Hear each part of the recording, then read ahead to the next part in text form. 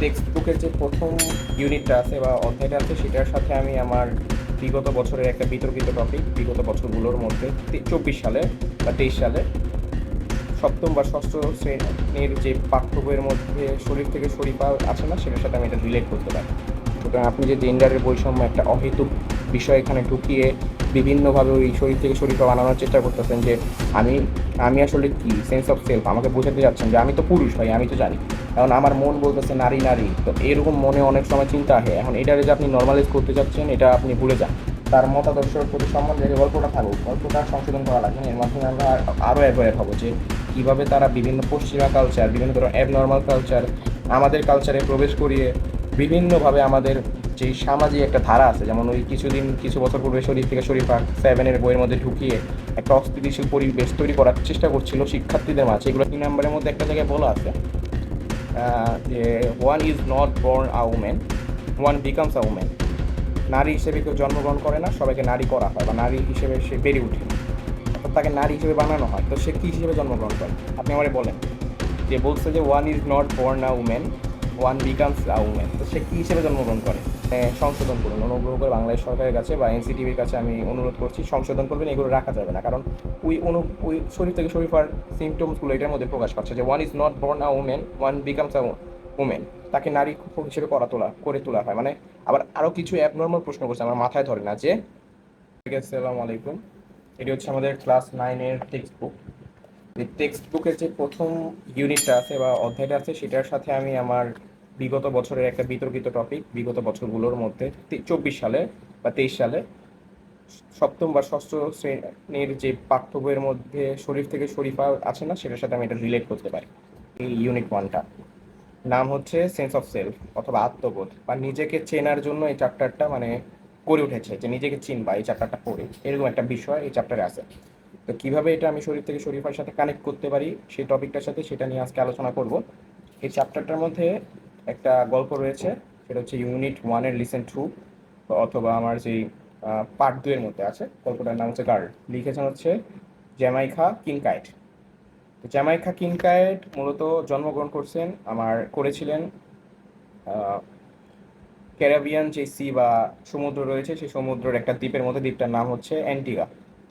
তাদের সংস্কৃতি, তাদের যে কালচার, তাদের যে সমাজতন্ত্র পিতৃতান্ত্রিক, সেই সমাজতন্ত্র একজন নারীকে কিভাবে গড়ে তোলে বা বৃদ্ধি করে তোলে এবং দমন পীড়ন করে তার মতে, বা তার এই গল্পের যে মূল থিমটা আমি রিসার্চ করে যেটা পেলাম যে দমনের বিষয়, নারীর যে স্বাধীনতা সেই দমন করে রাখে, সেটা এই গল্পের মধ্যে বলা আছে।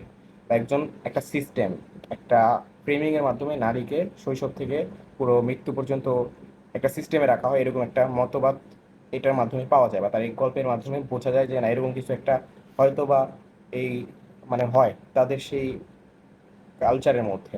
কিন্তু তাদের এই যেই কালচার বা তাদের যেই এই গল্পটার মধ্যে নাম হচ্ছে গার্ল বা নারী। এই গল্পটার মধ্যে একজন মাতা তার মেয়েকে কিছু উপদেশ দিচ্ছেন, ইনস্ট্রাকশন দিচ্ছেন যে কিভাবে কি করতে হবে। নিয়মিত কাপড় ধৌত করতে হবে, ধৌত করে সেটাকে মিলে দিতে হবে, শুকাতে হবে, মাছ ভাজতে হবে, কি কি করতে হবে, কি কি করা যাবে না, সেই সকল উপদেশ দিচ্ছেন। এখন তিনি যদি মানে এটার মূল থিমটা যদি এরকম হয় যে এটা একটা সিস্টেমের মধ্যে, আমি মানছি যে না হ্যাঁ একজন নারী একটা সিস্টেমের মধ্যে বেড়ে উঠছে, অনুরূপভাবে একজন পুরুষ একটা সিস্টেমের মধ্যে বেড়ে উঠছে। যেমন আমি আমার আশেপাশের সমাজে যারা আর অন্যান্য পুরুষ তরুণ যুবকরা আছে তারাও বেড়ে উঠছে, বৃদ্ধা যারা আছে সবাই বেড়ে উঠছে। কিন্তু এখানে ওই আলাদাভাবে নারীকে দমন করা হচ্ছে একটা সিস্টেমের মধ্যে, এই কথাটা বলাটা বা এটা অতটা যুক্তিসঙ্গত না। কেননা একজন পুরুষও তো সিস্টেমের মধ্যে বেড়ে উঠছে, সকলেই সবার ভৌগোলিক অবস্থান ভেদে, সবার কালচার, সবার ট্রেডিশন ভেদে বেড়ে উঠে, সকল নারী নারী নয় পুরো বিশ্বের মধ্যে না। সুতরাং এখানে যদি আপনি এটাকে মনে করেন যে নারীকে দমন করানো হচ্ছে এরকম কিছু একটা আপনার যদি মনে হয় জ্যামাইকা কিনকাইট, তাহলে এটা তো আপনার ভুল ধারণা। কেন ভুল ধারণা? এই গল্পের মধ্যেই একজন মা, আপনিই লিখেছেন যে একজন মা তার মেয়েকে ইনস্ট্রাকশন দিচ্ছে যে আমার যে ওয়ার্ফ র্যাট বয়েস আছে, অর্থাৎ আমার যেই রাস্তার বখাটে ছেলেগুলো আছে, সেই বখাটে ছেলেগুলো থেকে কোনো ইনস্ট্রাকশন দিবা না, কিংবা তাদের সাথে মিশবা না, মেলামেশা করবা না, অর্থাৎ তাদের থেকে দূরে থাকতে বলতেছে। এখন এটা সমাজ তাকে সিস্টেমের মধ্যে রেখেই সমাজ থেকেই সাধারণ মানুষ বলতেছে। কেন বলতেছে? কারণ সমাজ বুঝতেছে যে না এই কাজটা করা ভালো হবে না। এখন সমাজ তাকে একটা ফ্রেমের মধ্যে রাখতেছে। এখন এটা কি অন্যায়? সমাজ তো এই কাজটা ভালো করতেছে, হ্যাঁ সমাজের মধ্যে অনেকগুলো কুপ্রথা ছিল, যেমন পূর্বে ছিল সতীদাহ প্রথা, আরও অনেক কিছুই ছিল। সেগুলো তো রাজা রামমোহন রায় তারা বিভিন্নভাবে সেগুলা সংস্কার করছে, সমাজ সংস্কার করতে হবে, কিন্তু এইটা তো সেই প্রথার মধ্যে পড়ে না। বর্তমান সমাজের মধ্যে নারীদেরকে মানে ঘরোয়া করে রাখা, তার মতে যে নারীদেরকে ঘরোয়া করে রাখা হইতেছে, সেটা হচ্ছে নারীদেরকে দমন করা হচ্ছে, নারীদের স্বাধীনতার দেওয়া হচ্ছে না, তারা প্রাপ্য স্বাধীনতা পাচ্ছে না। কিন্তু আপনি নারীদেরকে প্রশ্ন করেন না, ঘরোয়া থাকাটা তো প্রশ্ন না, এখানে প্রশ্ন হচ্ছে বাবার সেবা করা, মাতার সেবা, মা মাতা মানে বাবা মার পিতা মাতার সেবা করা কি খারাপ কিছু? এটা একজন পুরুষও করতে পারে, একজন নারীও করতে পারে, মানে এটা খেদমত করা সোয়াবের কাজ। সুতরাং আপনি যদি বলেন যে না, সমাজ সিস্টেমের মধ্যে রেখে আপনাকে বিভিন্নভাবে মানে নারীদেরকে দমন করতেছে, এটা ভুল ধারণা। আপনি নিজেই তো এখানে আপনার বিভিন্ন ইনস্ট্রাকশনের মধ্যে ফুটে উঠছে যে যে যে কাজ করতে হবে, কি কি কাজ করতে হবে না। আর আরেকটা বিষয়, বইয়ের শেষে কিছু কোশ্চেন দিছে, এই number, B number, C number. সি নাম্বারের মধ্যে একটা জায়গায় বলা আছে যে one is not born a woman, one becomes a woman. নারী হিসেবে কেউ জন্মগ্রহণ করে না, সবাইকে নারী করা হয়, বা নারী হিসেবে সে বেড়ে ওঠে, অর্থাৎ তাকে নারী হিসেবে বানানো হয়। তো সে কি হিসেবে জন্মগ্রহণ করে? আপনি আমারে বলেন। যে বলছে যে one is not born a woman, one becomes a women, তো সে কি হিসেবে জন্মগ্রহণ করে? তাহলে নারী বলে কি কোনো আহ, মানে মানুষ মানে মানে জেন্ডারের মধ্যে যে নারী আছে, নারীটা নাই আসলে আদতে, শুধু পুরুষই আছে? কি একটা মানে মাথা নষ্ট। এখন বলছে যে this is a comment by a famous gender theorist theorist এখন জেন্ডার থিওরিস্ট, তার নামটা হচ্ছে আমার, আমি একটু রিসার্চ করেছি তার সম্পর্কে, তার একটা বই থেকে এই উক্তিটা নেওয়া হয়েছে, সিমনি ডি বিউফর। এখন যদি প্রোনাউন্সিয়েশনে ভুল থাকে আপনারা অনুগ্রহ করে ক্ষমার দৃষ্টিতে দেখবেন এবং আমার সংশোধনটা দিয়ে দিবেন যে সঠিকটা কী হবে, যে সিমনি ডি বিউফর। তো সে এই কথাটা বলতেছে। তো তার এই কথাটার মধ্যে আমি শরীর থেকে শরীফার মানে বিষয়টা মাথায় মানে মাথায় ঢুকতেছে, যে শরীর থেকে শরীফার মধ্যে যে টপিকটা ছিল যে সে একজন পুরুষ ছেলে, মানে পুরুষ না, সে একজন যুবক বা কিশোর, মানে যুবক, বা তার মনটা হচ্ছে নারীদের মতো, এরকম একটা বা চিন্তাধারা, অভ্যাস নারীদের মতো। এখন এর মাধ্যমে এটা, এই স্টোরিটার মাধ্যমে আরেকটা বিষয় বোঝা যাচ্ছে যে যে জেন্ডার আছে, সেই জেন্ডার আমাদেরকে ভেদ করছে, সমাজে একটা বৈষম্য তৈরি করতেছে জেন্ডার ভেদে। আমি তো এখানে কোনো বৈষম্য দেখছি না। একজন নারী নারী হিসেবে জন্মায় না, মানে একজন নারী হিসেবে জন্মায় না, তাকে নারী হিসেবে করা হয়, মানে কি এটা কোন ধরনের কথাবার্তা? তো পুরুষ, তাহলে আমিও বলি যে একজন পুরুষ পুরুষ হিসেবে জন্মায় না, তাকে পুরুষ করা হয়, এখানে কোনো জেন্ডার বৈষম্য হচ্ছে না। তো এই অনুগ্রহ করে আমি আপনাদের দৃষ্টি আকর্ষণ করছি, যারা এই বইটার মধ্যে এই গল্পটা আসে হচ্ছে, বা এই পুরো হ্যাঁ, এই জামাইকা গার্ল যেটা আছে, এটা আসে হচ্ছে আমার 2025 সালে জানুয়ারি মান্থে এটাকে নিয়ে আসা হয়। অনুগ্রহ করে এই যে কোশ্চেনগুলো দেওয়া আছে, কোশ্চেনগুলোর মধ্যে অনেকগুলো জায়গায় মানে সংশোধন করুন অনুগ্রহ করে। বাংলাদেশ সরকারের কাছে বা এনসিটিভির কাছে আমি অনুরোধ করছি, সংশোধন করবেন, এগুলো রাখা যাবে না। কারণ ওই শরীর থেকে শরীফার সিমটমসগুলো এটার মধ্যে প্রকাশ পাচ্ছে, যে one is not born a women, one becomes a women. তাকে নারী হিসেবে করে তোলা হয়, মানে আবার আরো কিছু অ্যাবনর্মাল প্রশ্ন করছে, আমার মাথায় ধরে না। যে নাম্বার 4 কোশ্চেনটা হচ্ছে যে what is the importance of gender in the story, যে এই স্টোরিটার মধ্যে, গার্ল স্টোরিটার মধ্যে জেন্ডারের কি গুরুত্বতা। If the girl in girl, মানে গার্ল যে গল্পটা আছে নারী গল্পের মধ্যে, যে মেয়েটা ছিল, ওয়ার আ বয়, একজন ছেলে হতো, would the mother be telling him the same things, would the mother him. আচ্ছা, দ্বিতীয় যে প্রশ্নটা করলো ওটার যুক্তি আছে, যে 4 নাম্বারের মধ্যে দ্বিতীয় যে না, সে যদি ছেলে হইতো তাহলে কি তার মা তাকে যে ইনস্ট্রাকশনগুলো দিচ্ছিল সেগুলো দিত না? সে হয়তো বা তাকে কোনো কাজ যেতে বলতো, বা তাকে পড়ালেখা করাইতো, তাকে ঘরের মধ্যে রাখতো না।